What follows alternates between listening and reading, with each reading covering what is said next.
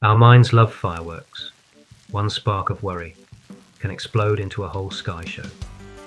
Overthinking, rumination, stress, it's mental pyrotechnics without a safety plan.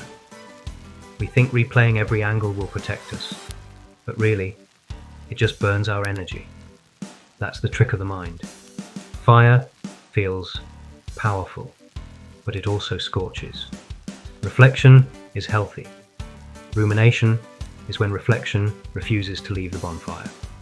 And like fireworks at 2 a.m., overthinking always overstays its welcome. The key isn't to stop thinking, it's to stop fueling what doesn't serve us. Tonight, we're here to throw those useless thoughts into the flame.